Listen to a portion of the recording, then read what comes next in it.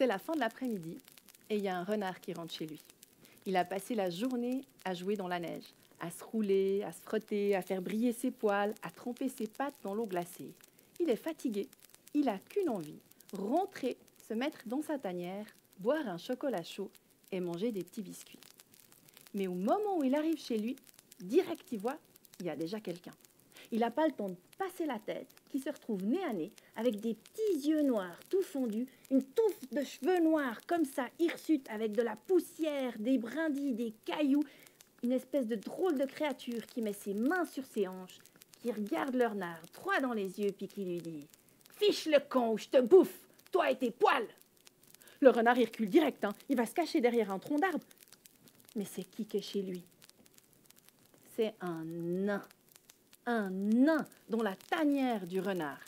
Puis dans cette histoire-là, ce nain-là, c'est pas du tout un gentil petit nain comme on en voit des fois dans les jardins. Pas du tout. C'est pas du tout un gentil petit nain comme « Eh ho, en rentrant du boulot ». Pas du tout.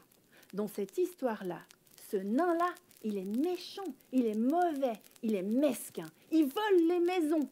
Et si vous essayez de le mettre dehors, il fait tomber la foudre. Ouais, mais le renard, quand même, c'est chez lui. Puis il y a ce nain qui est en train de s'installer, de boire son thé, de manger ses biscuits. Il ne peut pas se laisser faire, mais il a besoin d'aide. Le renard, il a une idée. Le renard file chercher un copain pour l'aider à faire partir le nain. Le renard file chercher un copain pour l'aider à faire partir le nain. Et le renard, il part pas très loin, juste le petit sentier de la forêt. Et là, il y a une autre tanière. Il passe sa tête, il rentre, il toque, il dit « Eh, dis donc, est-ce que tu pourrais venir m'aider ?» Dans cette tanière-là, il y a son copain, le loup.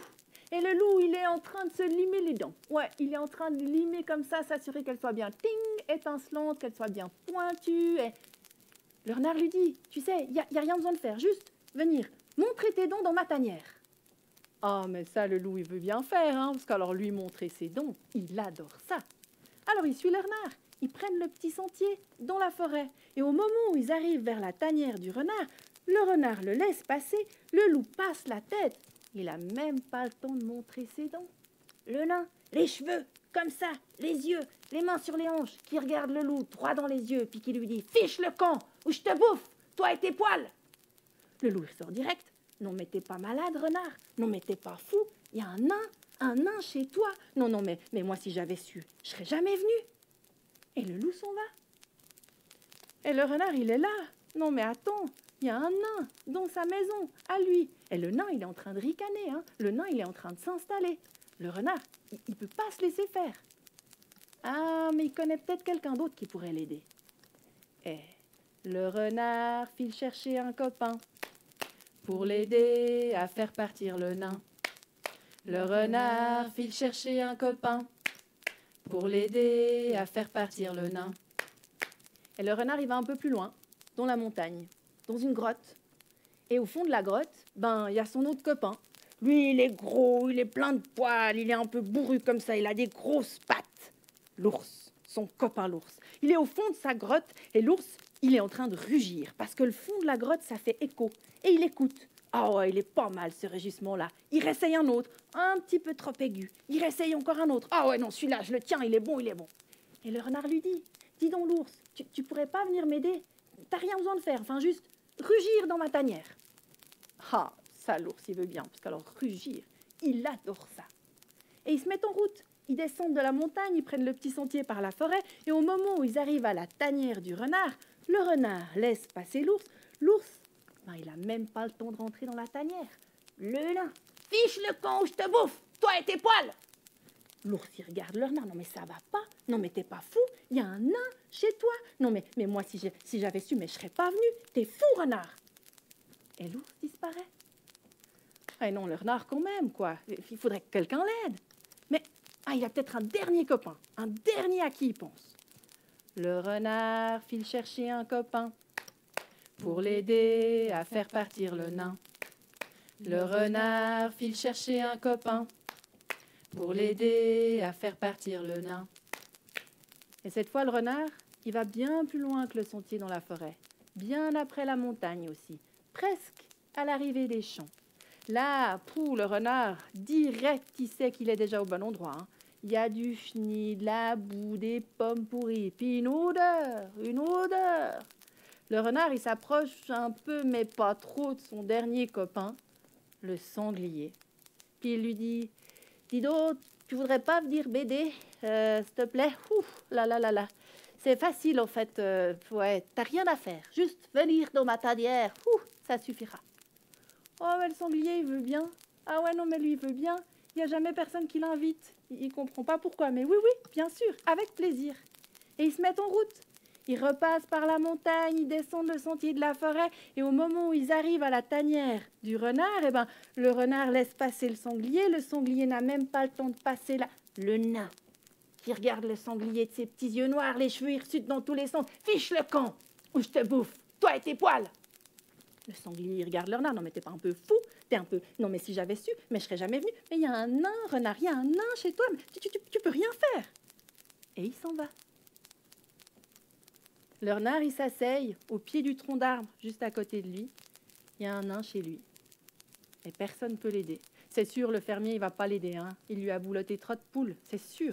Et il y a ce nain qui ricane, qui grince, qui s'installe, qui est en train de lui boire son thé et qui a déjà mangé tous ses biscuits. Et là, le nain, il sort un espèce de petit tissu dans lequel il y a des objets à lui. Et il prend une espèce de petite boule qu'il va accrocher à l'entrée de la tanière du nain. C'est une petite boule, une petite étoile, on ne sait pas très bien ce que c'est un truc, mais qui brille tout seul, qui brille, qui étincelle, qui est illuminé, qui scintille. Le renard, il regarde ça, il regarde le nain faire ça. Et il y a quelqu'un d'autre qui a vu aussi cette boule qui brille. Tout en haut de l'arbre, là où est assis le nain, il y a un nid. Et dans ce nid, il y a un oiseau. Un oiseau, une chipie, une voleuse, une pie. La pie, elle aime tellement ce qui brille. Quand elle voit cette boule scintiller à l'entrée de la tanière du renard, elle pique de son nid, elle vole, elle l'attrape dans le bec et direct, elle remonte se planquer. Le nain, il a vu. Non, mais elle croit quoi, cette pie? Qu'on va lui voler ses affaires. C'est lui qui vole les affaires des autres. Et le renard, assis au pied du tronc d'arbre, il voit passer le nain, furieux, sa tousse de cheveux, les mains sur les hanches. Il voit monter le nain à l'arbre, comme ça. Et puis il entend des cris tout en haut dans le nid. Ça pince, ça grince, ça. Il voit passer une plume de pie qui tombe juste à côté de lui. Il voit passer une touffe de cheveux qui tombe juste à côté de lui. Et au bout d'un petit moment, eh ben, le nain redescend. Le nain redescend avec sa boule qui brille à la main et il rentre dans la tanière du renard. Mais il n'a même pas le temps de passer la tête. Le renard est de retour chez lui. Il regarde le nain, il monte ses dents et il lui dit « Fiche le camp ou je te bouffe, toi et tes cheveux !» On raconte que dans cette forêt-là, le nain, on ne l'a plus jamais revu. Et on raconte aussi que le soir de Noël, le renard, il a invité ses copains, le loup, l'ours, même le sanglier, parce que boire du thé et manger des biscuits avec ses amis, ça, c'est un super souper de Noël.